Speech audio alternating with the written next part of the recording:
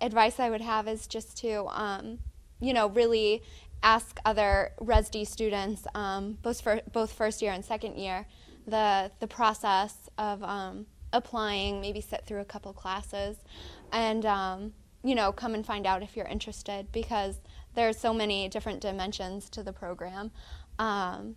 So definitely to come check us out on the 5th floor of O'Leary Library.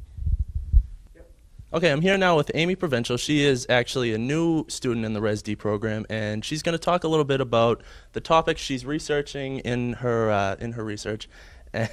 And Amy? Thanks, Connor. You're welcome. As Connor said, I'm a first-year student, and ResD has really been incredibly interesting. It's built a lot on what I learned in my undergraduate career here at UMass Lowell.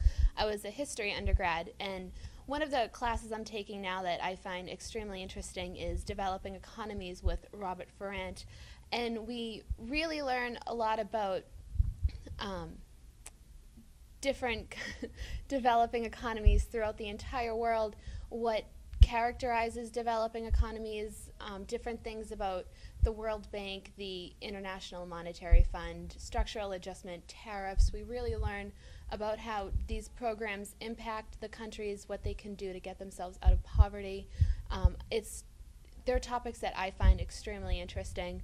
And then other aspects of research in ResD, it's a very unique interdisciplinary program that allows students to really tailor it towards their interests.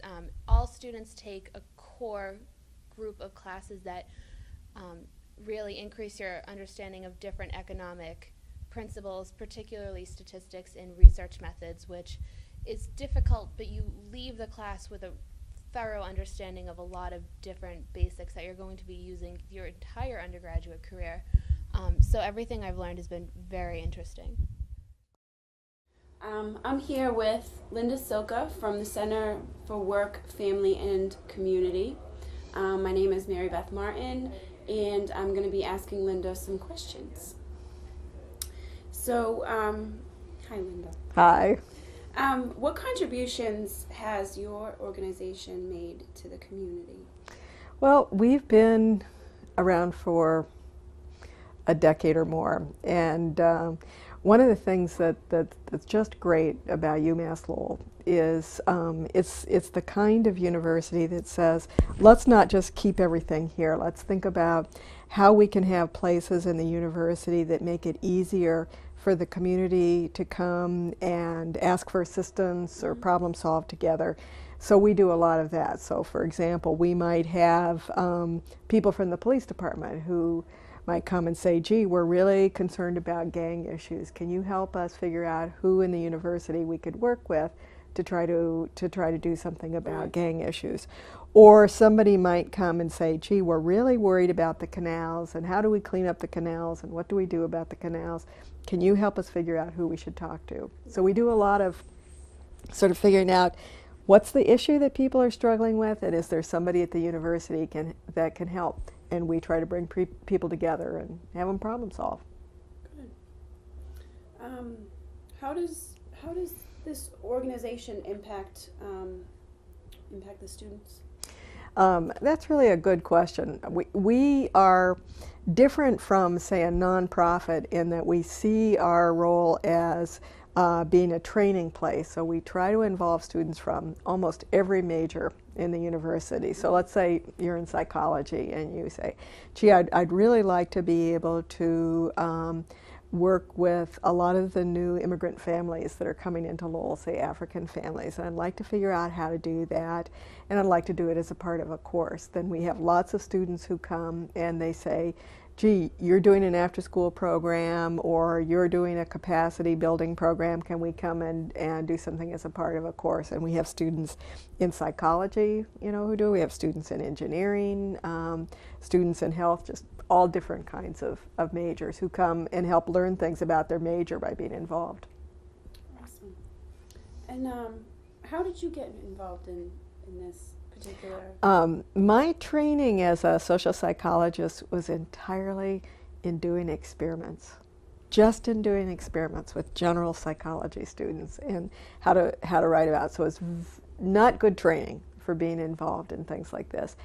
But by coming to UMass Lowell after getting my PhD and realizing how many opportunities there were to be involved in these kinds of partnerships and how much need there was, I kept being asked to be involved, and slowly I started doing more and more of it and realized that I had a lot to learn, that there's a lot you can learn from journals, and there's a lot you can learn from research, but you need to bring that together with things in the community. So I kept being drawn in, and I had to develop skills I didn't have. And because of UMass Lowell being the kind of institution that it is, where it creates these kinds of opportunities, that's really how I got started. And so with each passing year, I do more and more work in this area and try and draw in new faculty and new students, and so that people who come to UMass Lowell can say, we're not an institution that has a big invisible fence around it, but we're the kind of place where people can come and go and really feel like they're involved.